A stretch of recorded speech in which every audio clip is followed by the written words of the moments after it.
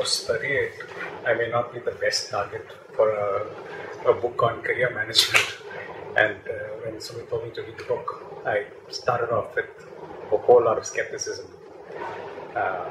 But with a number of things, including topics like taking ownership and myths on financial investment must not be financial in nature, to teamwork, all these concepts were pragmatically written from somebody who's been in this for a long time, and that gave that whole different edge to meaning.